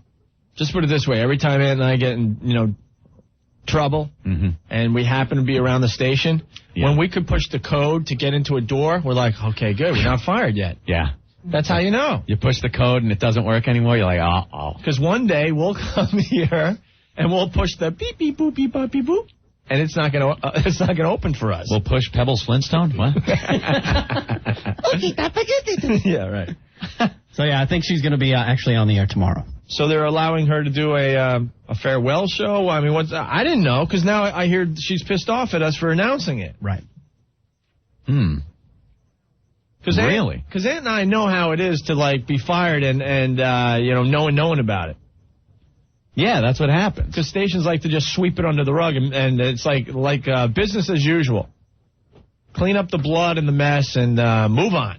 Yeah. Kind of like that Disney bit I heard over vacation. That's what they do. Hose it down. And get the cars back on the tracks. Right. Get the monorail running again. So we thought we were doing her a favor by telling everyone that she got fired, just in case, people want to get a hold of her and stuff. Wrong! Try again, dumbass! Yes, so. So now I guess she's mad because we announced it. We didn't know. That's all we heard. So now I'm going to encourage everyone to listen to her show tomorrow. There you go. Maybe she'll do the F show. I would do the F show. You're gone. If you're gone, you do the F show. The C show. Worse than the F show. The C show. Much worse. All right, 212-757-1027 if you want in today. Lady Di. Yes, hi. How you doing? Happy New Year. Welcome back. How's everything? Oh, just dandy. Oh, my God. Let me tell you something, guys. The commute home without you guys would be terrible. Uh-huh. I mean, I was hearing the radio and I heard someone got fired. Huh? That's horrible. Lady Di, of course, really, really likes Anthony. Well, she enjoys the entire show, Opie. Lady Di, I do. I always listen to your show. You were just talking about the honeymooners before. What else did you do on your vacation? Wondered if we were going to be back most of the time. I know that. I heard that. I had to cancel all appointments. You really? 2 miles of bad I could barely road. hear you guys. Huh? I could barely hear you guys. Oh, yeah, it's very. A lot of people saying that today for some reason. So Marion and I are welcoming you back. Well, is Marion there, too? No, she's not here right now. She's listening to the show, though. That hottie. Hey, I like her better than you. What? Lady Di. Anthony. What? Stop it. I think she's hot. You do? Well, what do you think about me? All right. I like Marion. You like Marion? All right. It's very interesting you just said that. Okay. A lot of people will understand that it's my job to make people feel a little uncomfortable at times. Okay. Can I tell you something? No, I was very bored over vacation, and a lot of listeners have my. You didn't go anywhere. You didn't do anything. A lot of listeners have my screen name. Mm-hmm. And we're keeping in touch with me. Okay. And I got privy to some information that I would like to share with Anthony. I haven't even told Anthony. Uh-oh. What information is that? Does this have to do with Lady Di, Opie? With me. It has something to do with Lady Di. All right. And okay. And Lady Di, if this is true, you better not deny it. Go ahead, tell me. What, Opie? What? I have been informed that Lady Di, one half of the retarded Laverne and Shirley, you better stop that. Yeah. thinks Did you that she has a shot at Anthony. Wait a minute. What happened? Well, what happened? Opie, what did you read? What did you read on instant feedback or one of your emails that would lead you to believe that? I would like to have a shot at Anthony, but I don't think I can do that. One with crosshairs. I don't think I can do that. What Lady Di, it has come to my attention that you truly feel you have a shot at Anthony. Opie, how did you get this information? Hold on 1 second. Who told you that? How'd you get that info, Opie? Just from our listeners checking it. From the listeners. I guess. Wow. I guess. Wow. Oh my God. I guess you confided in someone that also knows myself. I'm flattered, Lady Di. Lady Di. Well, thank you. Is that true? I would like to have a shot at him. Sure. No, but you're convinced that you have a shot at him. It's different than liking a shot. No. That kind of shot. No. What gave you the impression that maybe Anthony's interested in you, Lady Di? What gave me the impression of that? Mm-hmm. No, I don't know. I just like him. That's all. I just like Anthony. Oh, there's a soundbite. Okay? That's it. Oh, you guys. Opie? Yes, I have Mary's listening to this, you know. I have an announcement to make. What's the announcement, Anthony? I have an announcement to make. Go ahead. I've learned over the holidays that I am gay. No. I have No, you're not. gone complete gay, not even bisexual. I've gone completely No, gay. you're not. No, you're not. Impossible. No, Marco. So, Lady Di, you feel... You are hysterical. You feel like you have a shot at Anthony. That means that Anthony has done something in the past that makes you feel like... He did a lot of things in the past that I like. It's gonna make you puke. But you feel like, with a little more convincing that Anthony may even ask you out on a date. I'm gay. I don't think so. Get up here. Smith is here. I'm gay. I'm gay. Will you stop it? You guys are bad. I'm telling you. Your days of finger banging, old Mary Jane Butterscotch, through her pretty pink panties are over. You're never going to stop, are you? Nice girl, but about as sharp as a sack of wet mice. Okay. Anthony, listen, I got a question I have to ask you. Oh, no. Nice girl, but about as sharp as a sack of wet mice. You are an Islanders fan, right? I'm what? An Islanders fan. New York Islanders? No. Then what are you a fan of in hockey, then? Opie's the Islander fan. Now, who are you a fan of, then? I really don't pay much attention, but I guess, I don't mind catching a Ranger game every so often. Rangers? Yeah, why, Lady Di? Okay, that was just a question. She has Because tickets. I have something for you guys. Oh, no. No, not for you guys. She has for the both of tickets, you. Anthony. Marion and I bought you guys. Oh, no. What? Do you want a double date? If Anthony will agree, I will go out on a double date with the retarded Laverne and Shirley. Sure, no problem. No problem. By the way, did you see any of the episodes of Laverne and Shirley while you were on vacation? You were talking about the honeymooners. Oh, my God, a double date. Do you have Islander tickets? Because Aunt and I will go on a double date with the retarded Laverne and Shirley. I got Mark Messier's head on a stick. No, we have Rangers You're a tickets, Ranger though. fan. Rangers. We have, my friend Marion has the Rangers tickets. How many tickets? She has everything. She has season passes. No, how many? How many tickets does she have? She has 2 tickets for every night. Wow. Every night that she goes. She is quite a catch. And, well, and then after that we could get more tickets through, Ticketmaster or whatever. Well, why don't you call up Marion and see if she would like to go I would like Marion to call you guys. Yeah, so would I. Why don't you guys call? I dig her. Why don't you guys call together and let's... Don't you start, Anthony. He's on the floor. Don't start. What? She's hot. I like that little Cindy Brady lisp she's got going. Okay. It's hot. Why don't we... She's listening right now as we speak. I know she is. All right, why don't you guys, get together, call us as a team, and let's see if we can work out a double date. Well, listen, let me tell you something. We're going to stop by on the 15th, if that's okay with you guys. I want That's the only holiday that we have right now. I want the back seats because when we're driving to the movie, Anthony's going to be in the front seat with you. I'm going to be going for some patch. I thought I was going to be in the back seat with Anthony. I thought I was going to be in the backseat with Anthony. No. well, we could only if we're going over a cliff to my imminent death. I heard some of the shows because I listened to the best of Opie and Anthony. Oh, really? And I heard some of the shows. As a on? matter of fact, the last show that was played yesterday was the one where I played What's in My Pants with Anthony. Only with me. Only with you. Well, we could take turns, all right? Take turns with what? Who gets the back seat on the double date? No problem with me. Come on. I have no problem with that. Do it! Come on. Kill me, I'm here! Come on, guys. Listen, are you guys going to be there on the 15th? Shlemiel. Shlemazel. Shoot me in the effing head. We're going to do that next time. Anthony. Opie, are you there? Lady Di, yeah. Okay, are you guys going to be there on the 15th? On the 15th. Sure, why of not? this month? Sure. Okay, we're going to stop by. All right, but let's look into this double date thing. Okay, go ahead. Ed, come on. Yeah. I can see Anthony right now. We'll double date. Okay. Yeah. What are we going to do on the double date? She can see me right now? Wait, through what? I could, no. Camera in the vent. I could just imagine you right now. Wow. Dinner and a movie with a lot of action on the way to the movie theater. Okay. What kind of movie? Just get your retarded partner on the line and we'll work out the details. I could. I wish she would call up. All right, well, you call her and tell her to call the show, all right? I will. I'm going to tell her to call the show. All right, lady. Definitely. So we'll see you guys on the 15th then? Yeah. Okay, you're going to be there, right? You're not going on no more vacations or anything like that right now? No, the next time... the next time will not be called a vacation. Yeah. Lady Di? Let me tell you something right now. I hope you guys never get fired. All right, Lady Di? Because I enjoy listening to you guys. Lady Di. All the time. Lady Di? Yes. I'm imagining you right now, too. Okay.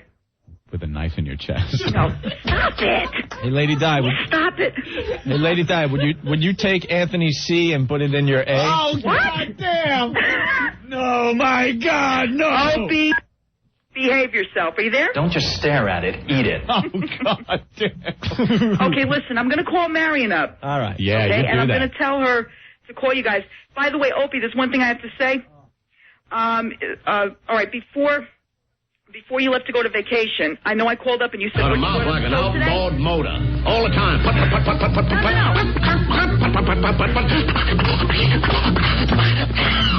I apologize about that. I said I learned nothing. Remember when I said when I learned nothing on the show? Wow, something happened to the phone line. Oh, Lady Di, sorry, the phones have been really screwy. Yeah. Today. Anthony, what's going on? Oh, my God, Anthony, you poor bastard. Dude, honeymooners. Yeah. Golfer. Hello, ball. Oh, yeah, the golf episode. Very funny. They played all the great ones. One more quick thing. I was watching, speaking about funny commercials. Yeah. I saw a commercial called Beano Helps Prevent Gas. Yeah, we've seen that one. You guys rock, brother. All right, thank you. Hang in there. Thank you. They are hysterical. The retarded Laverne and Shirley. We got to go on a double date. Oh, my God. We have to. What, videotape the whole thing? Oh, yeah, we'll get corsages and everything. Steve could be our chaperone to make sure nothing bad happens to us. Usually it's the other way around. You want to make sure the lunatic guy doesn't do anything to the girl. All right, the other half of... Big handful. The other half is... Marion's on the phone? Yeah, we'll talk to her next. The other half of the retarded Laverne and Shirley, Anthony. Calling up now. Opie and Anthony. What other radio show is going to give you, like, intelligent talk about stocks and girls playing What's in My Pants? Yeah. The Opie and Anthony Show. 102.7 WNEW. 212-757-1027 is our phone number. It's the O&A Show. Hey. And we're back. We're live. It's January 4th, 2001, Anthony. Nice to be back. After all the crap. It's an absolute mess around here. Yeah, a lot of stuff getting shaken up. I think we have a brand new audience, so we should just debrief them really fast, Anthony. Right? Yeah, little debriefing. There's a lot of people who were wondering where we were the last couple of days because everyone knew that we were supposed to be back Tuesday. Our vacation was over. Tuesday, we were supposed to be on the air. We weren't. Until today, we were supposed to be on again yesterday, and we weren't. All kinds of shenanigans going on around here. Now, I want to make it perfectly clear. We're telling people something because our listeners aren't stupid. We can't just ignore the fact that we weren't here 2 days. Yeah, there's no way we could just get on the air and make like nothing was happening. It was very stressful over the past couple of days. We weren't sure if we were coming back. So I simplified it earlier for everyone. Yeah. Since we last did a live show for WNEW, Vince Kelso was let go. Wasn't fired. His contract was up, and they chose to move in another direction. Yeah. That's their choice. Anthony and I were almost fired. Very close. I thought we were. There was a point where Opie and I just looked at each other and it was like, oh, boy. And we're not stupid. Our jobs are hanging by a thread. Yeah. That is a fact. There you go. We'll stick with the facts. There you go. Rick, our producer, was going to be fired yesterday. Mm-hmm. I threw a tantrum Almost ripped the door off the hinges. Anthony lost his effing mind, and we were able to save Rick's job for now. I was doing the F show in the boss's office. Right. Every other word was the F word. But we have even told Rick we have no clue what's going to happen. But for now, he's still employed here. There's been a stand down. The radio chick has been let go. She's been fired.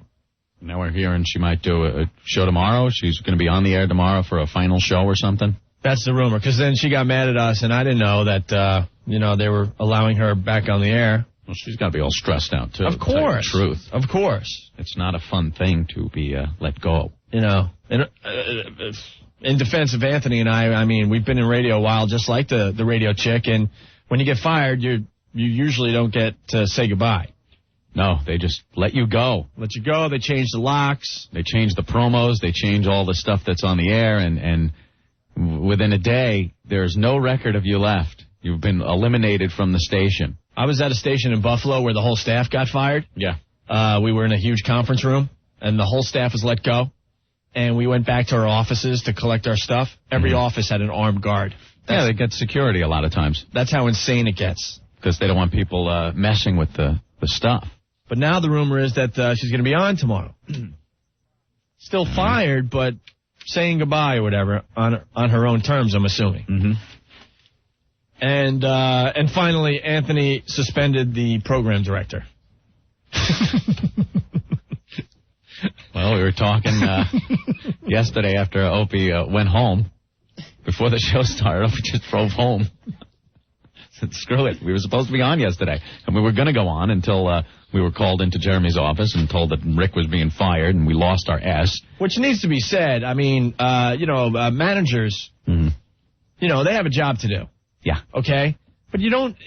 It was just a stupid move to fire someone very close to our show 20 minutes before we're supposed to go and entertain everyone. Especially after all the crap that happened the day before. Right. And the week leading up to yesterday or the day before. The timing could not have been worse. Yeah, really bad timing.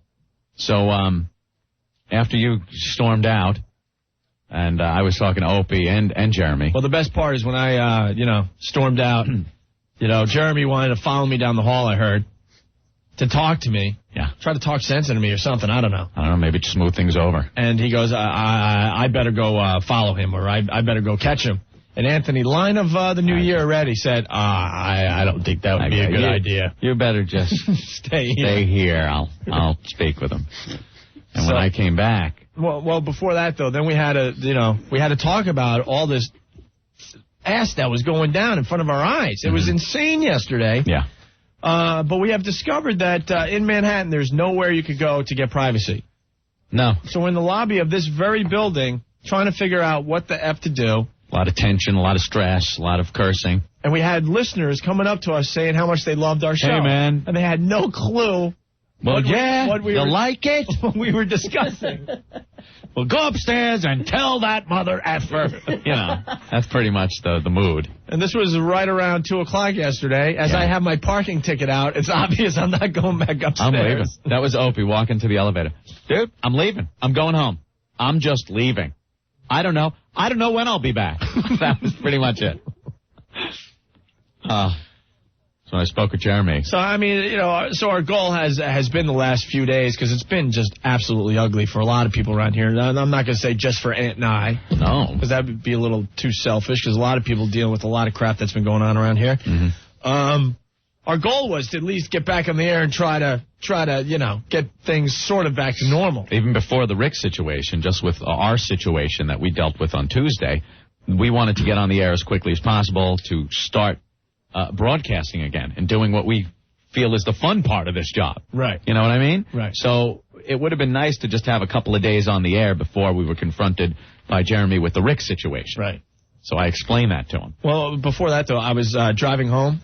Yeah. I was on the LIE. Mm-hmm. I was ready to make a left turn and go to Boston to go on a drinking binge. With Jim? Yeah, one of our buddies, Jay. Yeah. I was this close to going on a drinking binge. Well, Jay's always up for drinking. And this is Opie talking, not Anthony. Yeah. So when I say I'm going on a drinking binge, I mean 3 beers. I was drinking already. When you were thinking about it, I was probably 3 beers deep already. The only other time I went on a drinking binge in recent years was a time I gave Sandy a heart necklace for Valentine's Day, and she hated it. So I told her in very simple terms to go F herself, and then I called Anthony and our buddy Jay, and we ended up hanging out in the sleaziest bar of Boston on Valentine's Day, getting hammered. Getting smashed. That was fun. So I went in and I was kind of doing the diplomacy between the show and management. And it was suggested that maybe Jeremy shouldn't be around for today's program since it went so poorly yesterday. And our goal was to just try to get back on the air. Just to get on the air. Maybe it would be best if Jeremy was not here during our program. And then everybody starts saying, oh, what, Anthony, you suspended Jeremy for the day. Well, what do you call it? He's not here. When you put it in those terms. But what pissed me off... But now, look, see, he's not here, and we're having fun, and we're back to business. But what pissed me off is then you called me and said, okay, I took care of it. Jeremy's suspended tomorrow. Yeah. And I said to you... That was it. And I said to you, I don't know if I'm coming in still. Yeah. I don't care, right? Yeah. It took Andrew Dice Clay to tell me... This is the weirdest thing. To get back on the air. This is the strangest part of this whole thing. So I called a lot of people, and he called up because he knew what was going down. And he started talking about himself like he likes to do when he calls us. So I said, Dice, for the first time in your life, you got to listen and shut the F up. Because I was just livid. And he did. Got to give him credit. He did. Yeah. And then he was starting to sound stupid. And I go, look, I'm not looking for the stupid Dice that we get on the air where you sound like you're in 3rd grade. I need to know your opinion about this stuff. Right.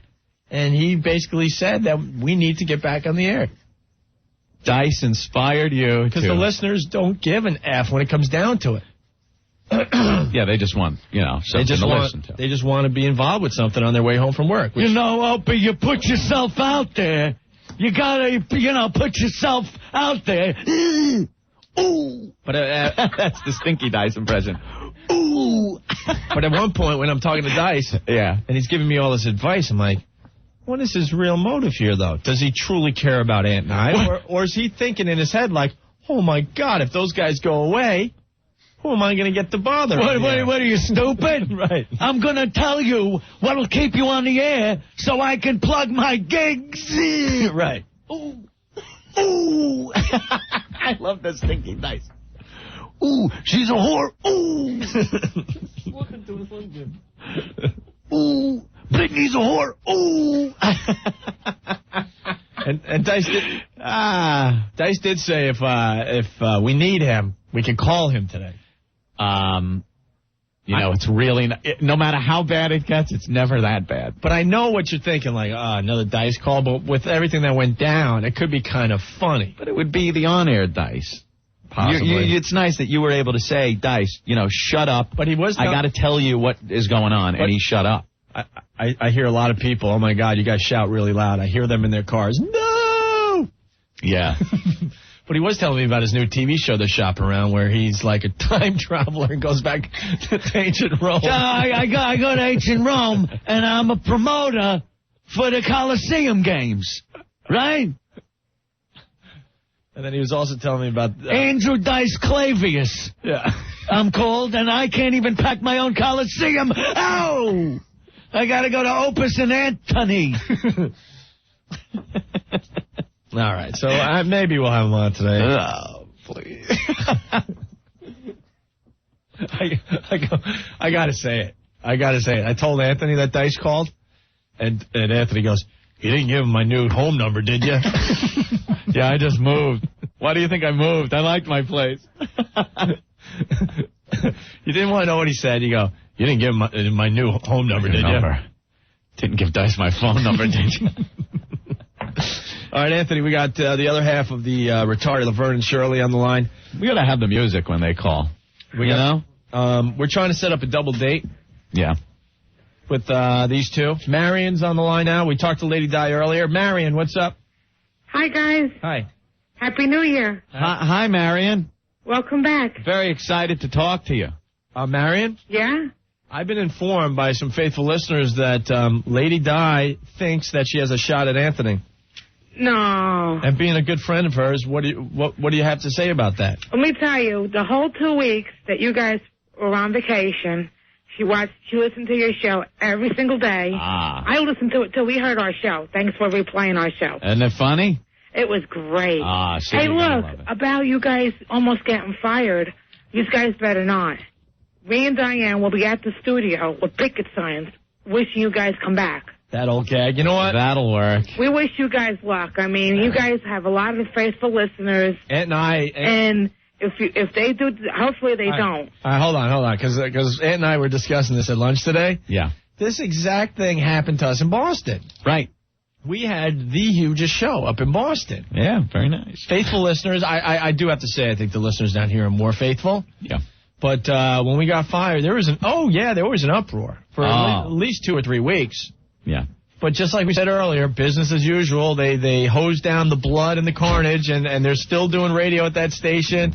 People said they would boycott and never listen again, and yeah, hose down the blood and get Space Mountain rolling again. That's right. That's it. They can't leave it offline that long. It's a big attraction. They found the next Opie and Anthony up there. Mm-hmm. I have to say they're not us. No, they look like they ate Opie and Anthony. That's about it. And it's business as usual up there. Yes. We would love to think, that we're so pompous that if we got fired, there would be an uproar, but the fact is, no. One day, though, like MacArthur, we will return to Boston. We're hoping. So, Marion. Yeah? All right. Marion, hello. How you guys doing? Hi there. How was your holidays? Marion, you do realize we've already talked to you, right? What? All right. Just continue the conversation. You don't have to start it over. Oh, no, listen. Are you guys going to be in the studio in 2 weeks? On the 15th of January. Yeah, we already went over this with Lady Di, the lovely Lady Di. Yeah, I know. I heard the show. But out of the two of you, I think you're really hot, Marion. We're going to stop up and see you guys. Marion? Yeah. Out of the two of you, when you first came in, I really wasn't thinking much about it or something. But now that we've known the two of you for a while and we've seen you at a couple of events and here in the station, I'm kind of digging you. Well, we like you guys too. No, I mean, but I'm kind of digging you, Marion. Let me tell you, I don't double date. I'm married. Well, we could take care of that. I mean, it would have. I was to married too, Marion. Yeah, it would have to be Anthony, Lady Di, me, my husband, and you, Opie. Oh, no, Marion. Yeah. On the rotisserie. Marion, let's remember one thing. Yeah. Eating ain't cheating. Right. Marion, hey. Can I just ask? Can we maybe all just get our F on? No. You wouldn't want to grab my C? No. No? You sure? Nope. I kind of like that, You're kind of rest that beer on your head kind of a girl. Nah. But are you guys, I'm really serious, you guys Ranger fans or Islander fans? Anthony could care less, and I'm an Islander fan. Oh, because me and Diane, we do got something for you. My team was outscored by a goalie the other night. I mean, I'm a Ranger fan. Yeah. Me and my husband. I was waiting for that. I was so waiting for that, Opie. What? I didn't do anything, Ed. No, I saw something fall on the phone button. That's right. Was the problem. Hey, Mike, what's going on? Yeah, I live in D.C. usually, and I was wondering, are you ever in my wildest dreams going to be syndicated there? Syndicated. Syndicated where? D.C. I go to university there, to school, to town, Southview. It sounds like Boston, but a lot different. Yeah. Let me think. So I can continue listening underground, I guess. You joke! Yeah. Underground syndication from that here on in? There you go. It's closer to termination now. Oh, God. You know how we talk about the syndication clock? Well, the syndication clock has been destroyed. Destroyed? Yes. Oh, that's good. I can count on you. All right, Mike. New York. Thank you. Thank you. You know what's funny about that, and it has to be said? Because I guess everyone knows by now that you and I got in a heap of trouble in the last 2 weeks. Yeah. It was told to us more than once in the last couple of weeks. Mm-hmm. Do you guys realize we were about to syndicate you? Yeah. We heard that. That's when you went off yesterday in Jeremy's office. Yeah. What'd you say about dangling that carrot in front of our faces? Yeah, that's what I said. I was like, you guys came very close to being fired yesterday, and all those things that are in the works now have been put back. The syndication, and I just started laughing. And I said, "Oh, that effing carrot has been dangled in front of our effing face since we got here. I don't want to hear it." F.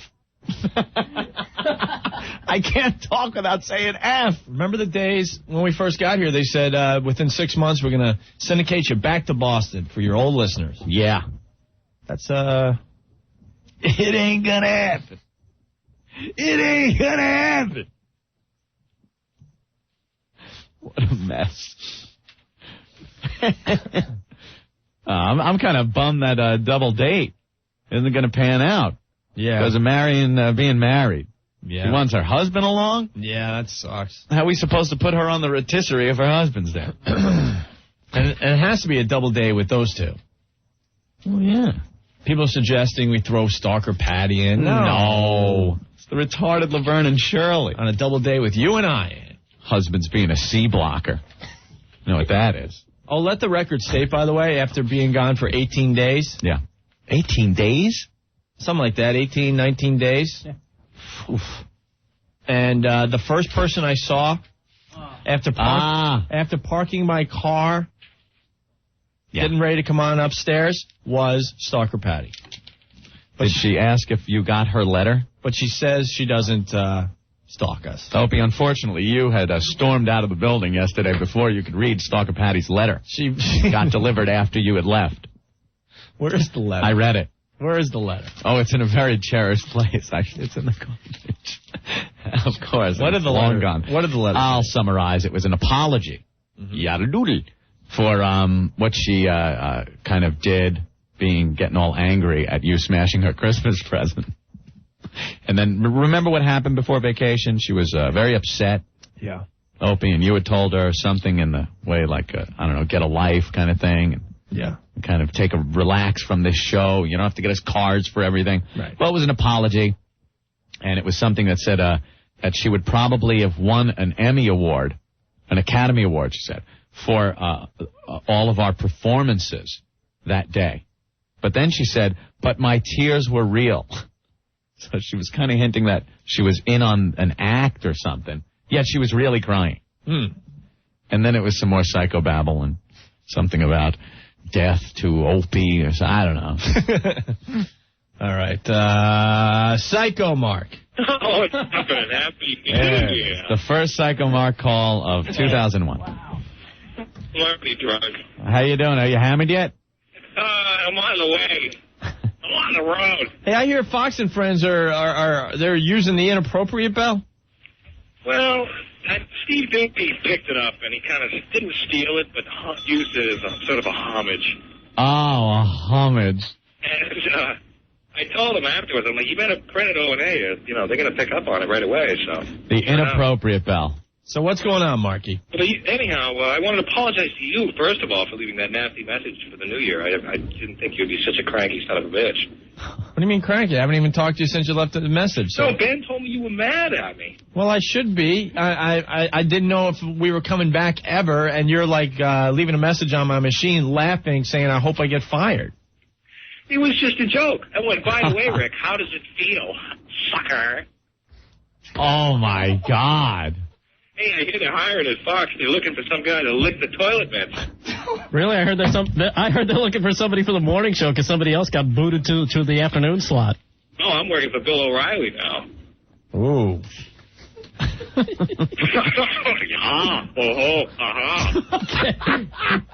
You hung up on him, too. Jeez, Opie. Things just falling all over those phone buttons. All right, Anthony, let's take a break. Yeah. I mean, we have been going in and out about the situation around here, obviously. Yeah. But we want to, talk about other things that happened after since we were last here, right? Yeah. You guys, man. Psycho Mark. You such a... Why would you do that to yourself? You're such a click. Seventh call. There he is again. Why would you do that? I was going to try to get me. All right. Get you, Liz. What? I don't know. Anthony, we got to talk about Adam Ferrara on Comedy Central. Yeah, on Comedy Central. Had a great special. And he had a wow on camera there. Big time. I know, for the whole length of his show. And also, we got the audio of our CNN piece that I saw while I was skiing in the middle of Vermont. I couldn't believe that I was watching a story on the Voyeur bus so far away from New York. Yeah, remember when the Voyeur bus thing went down, the CNN crew was on there. Well, they finally put a piece together. Geez, did it take them long enough? Yeah. What the hell happened there? And we got the story. We'll do it next. Stay there. Opie and Anthony love to mix it up on the phones with their fans. Here, Opie gets a chance to talk to a really big fan on the Ron and Fez show. I really look up to you a lot because I want to do radio too. And you've dedicated your whole life to just be a radio DJ. I just love you. I don't know. Amy? Yeah. Do you think I care about your life? Uh-oh. This call isn't going well. Let's see if Opie can save it when the fan calls back. Do you feel fondness for Opie? I like him a lot, I guess. Yeah. Amy, is it a situation where you can't wait for the Opie and Anthony show to come on in New York? Yeah. Yeah. Do you listen all the time? Yeah. So after school, you run home and you make sure you catch our show every day? Yeah. Monday through Friday. That's nice. You don't miss many breaks, right? No. Yeah, you might want to get a life, but Oh, that Opie. He's a character. Congratulations, Ope. You've got to be the meanest man alive. The Opie and Anthony Show, right here on 102.7 WNEW.